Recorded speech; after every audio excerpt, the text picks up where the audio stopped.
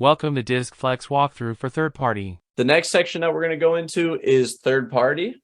This is completely optional. Most people do opt to use it, but third party is basically the 360 view, or how to just confirm that others see what you see, or find out that others don't see what you see, and be able to kind of confront that information. The way that they do it is they come back into their account and just come right over here, click invite third party yes, click coworker, family, or friends, which one is it?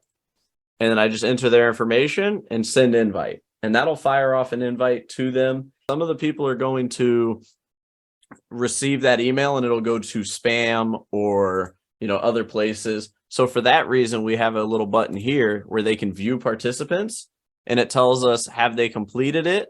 Yes or no. If no, resend the invite from the system, or I can just copy the link. So if I click copy link, now I can email you the direct information for you to be able to go in and take this assessment for me. Each person does have a specific one. So we see here 4 different people. We would actually need to copy each link. If I sent the same link to 4 people, it would only read it as this person's feedback. So this is like a 360-degree evaluation in a way. Exactly. The way that our system does it is it takes the information from, let's say I sent this to all of you as my colleagues today.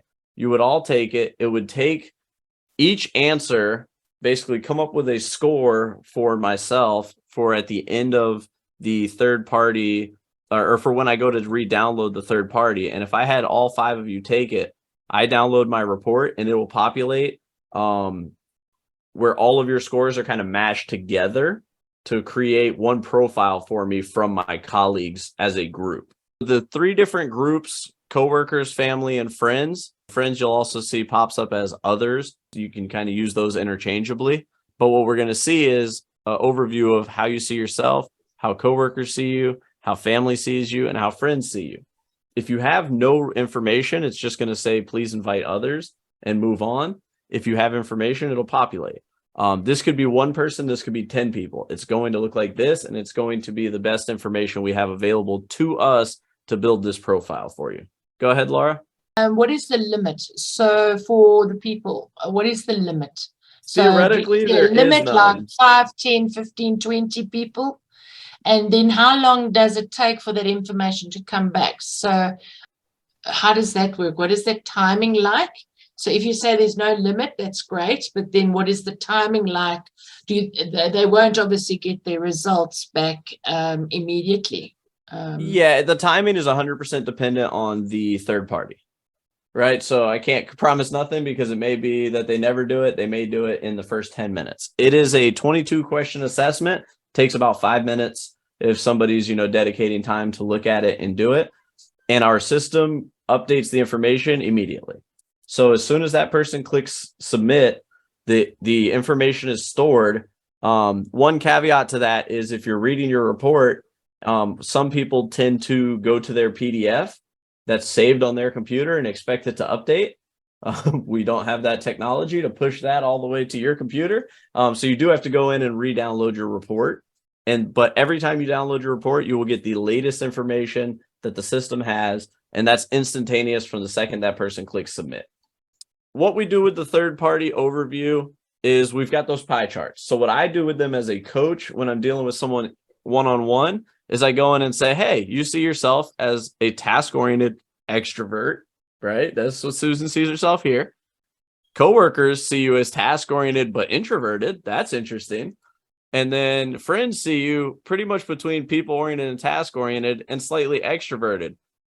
So you seem to be a little different at work. What's going on here? And then you just let them talk. They can go in and say, well, I'm an accountant and I have to stay in my office and it absolutely drives me nuts, and, go off on a tangent. Or they can say, that's weird. I don't know how that happened. Let me think about who assessed me. And sometimes they'll come up with reasoning. Sometimes they won't. A lot of times what you'll see with this is things that are just flipped. Like you see here, dominance, compliance, coworkers have just flipped those 2.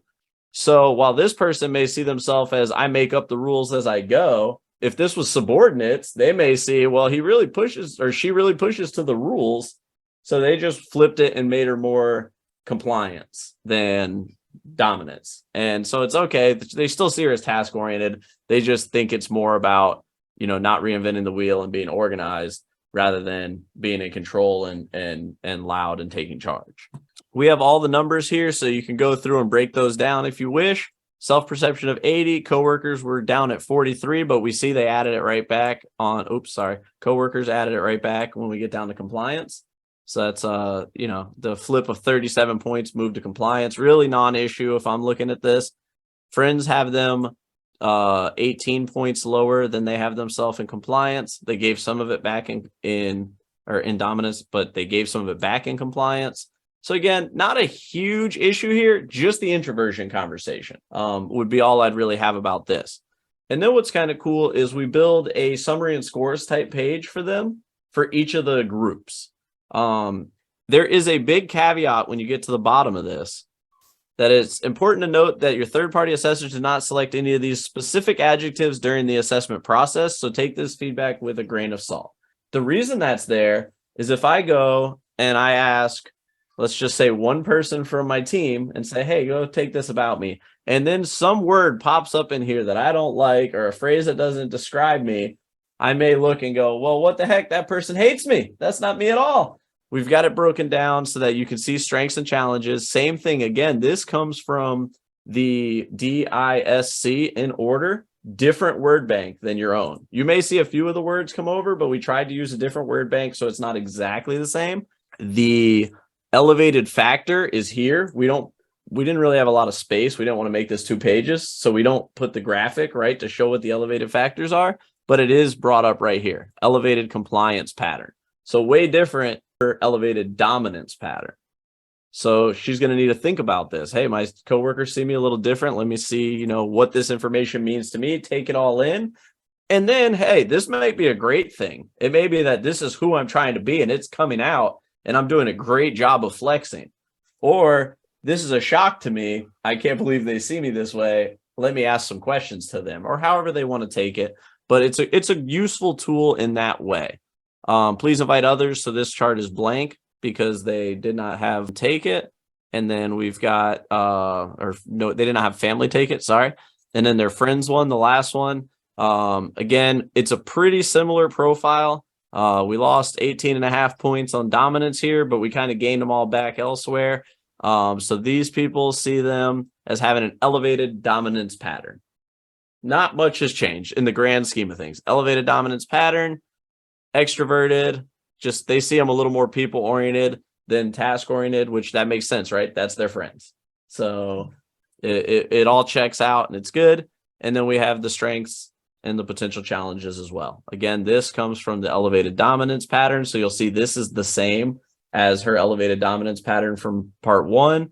And then this word bank here is a little bit different because it's from a different set of adjectives.